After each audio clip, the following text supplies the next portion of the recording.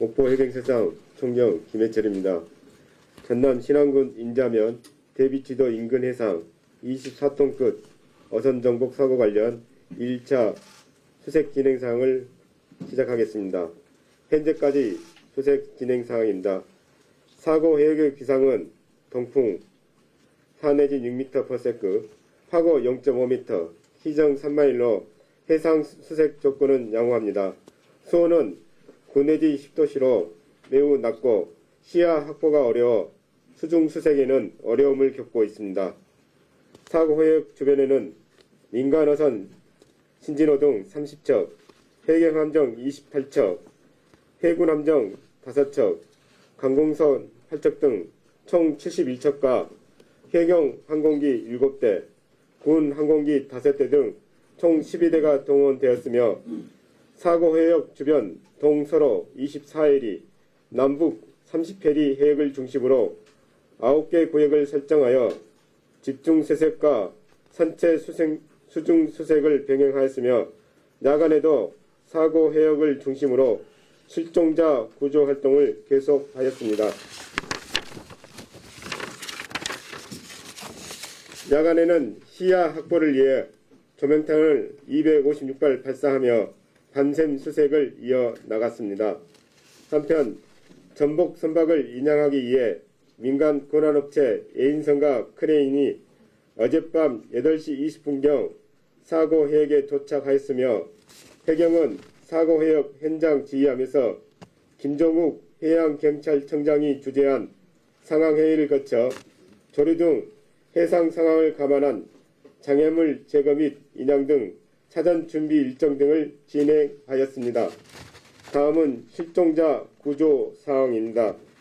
오늘 새벽 2시 53분경 민간 잠수사 2명이 입수하여 사고 선박 통발어구 등 장애물을 제거하는 과정에서 선내 선원 침실 입구 우연 쪽에서 이불, 그물, 로프 등 사이에 사람으로 추정되는 물체가 확인되어 오늘 새벽 3시 26분경 해경 구조대 2명이 입수하여 실종자 1명을 구조하였으며 구조된 실종자는 의식과 호흡이 없는 채 해경 경비 함정을 통해 목포 소재 병원으로 긴급 이송됐습니다.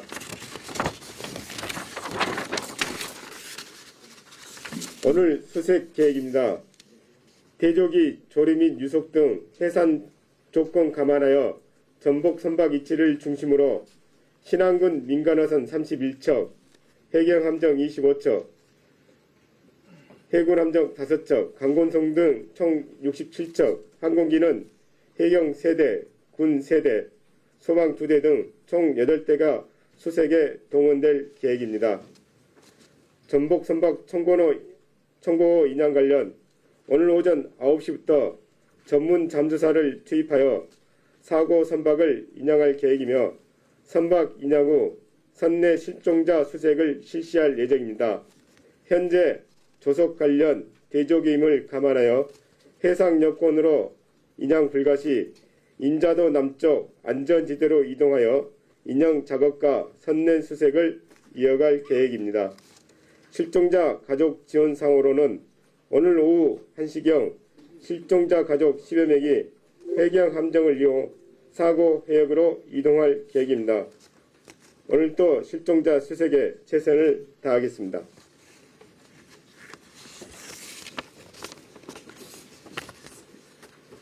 다음은 질문 사항을 받겠습니다. 손 들고 소속과 성함을 말씀해 주시고 질문해 주십시오. SBS 박재현이라고 합니다.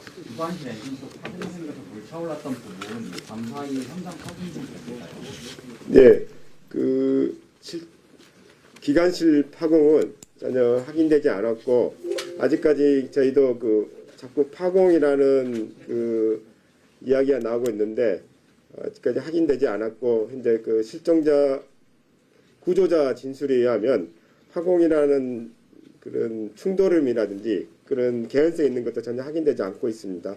나중에 배가 인양 후에 전체 합동 조사 과정에서 확인해서 알려드리도록 하겠습니다. MBC 박종훈 기자입니다. 지금 그 실종자가 발견된 위치가 침실 근처라고 들었는데요. 네. 그 기관실하고 이 발견된 장소가 거리가 좀 어느 정도 되는지, 내부가 좀 어떻게 되는지 좀 설명 좀 부탁드리겠습니다. 현재 보시는 선박이 전복 선박 청보 일반 배치도가 되겠습니다. 지금 기관실, 하부 기관실 바로 위가 선원 침실이 되겠습니다. 그래서 거리가 멀리 떨어지기 때문에 아주 밀접해 돼 있고, 그 다음에 구조된 그 선원의 진술에 의하면 기관실에서 이렇게 배수 작업을 했던 그 분이 실종된 분이 오늘 그 확인됐기 때문에 그분의 진술이 그대로 확인되고 있었습니다. 이게 층수가 좀 다른 건가요? 제가 잘 안 보여가지고. 예. 바로 이렇게 기관실 바로 위에 그 우리 그 선원분들이 거주하는 그 침실이 되겠습니다.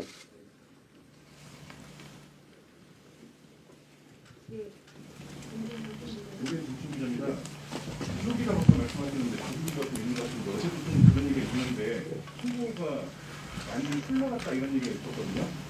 처음에 사고 발생 위치에서 지금 통로 위치가 어느 정도 떨어져 있고 보통 그 물때가 물 영향이나 이런 것들이 작업에 많이 방해가 되는지. 네, 현재 저희들이 수중 수색에서는 저희 직접 그 잠수사들이 수중에 들어가기 때문에 보통 평균 2나트 이상의 조류에서는 수중 작업이 상당히 곤란합니다. 현재 저희들이 대족인데 오늘 확인해 본 바에 의하면 수중에 있던 그 조류가 3나트 이상 된다고 합니다. 그래서 오늘 저희 그 군안 업체에서 인양 관련할 때 그 이런 조류 시간을 잘 맞춰가지고 아마 인양 작업이 재개될 예정입니다. 혹시 처음 위치에서 흐려지지 않았나요? 그런 것은 보고받지 않았습니다. 그대로 유지되고 있습니다. 처음 위치에서 한 3회리 정도 이동했다가 다시 그 자리로 오고 이렇게 북동쪽으로 올라갔다가 남서쪽으로 내려오고 이렇게 계속 조류방에 따라 이동 중이라는 말씀이시네요? 예 그렇습니다. 방향이 어느 방향인가요? 뭐 좌우인가요? 그러니까 물이 들 때는 북동쪽으로 이동하고 물이 이렇게 빠질 때는 남서 방향으로 이렇게 물이 흐르고 있습니다. 예, 또 다른 질문 있으십니까? 우리 와이프 인터뷰에요. 그 인간 잠수사가 오늘 실종자 발견했을 때 좀 상황이 좀 궁금하거든요. 왜냐면 오늘 해군이랑 해군에서 이제 여기 세계 근처에 있으면 그거 안 나왔었잖아요. 근데 나온 것들이 좀 다른 좀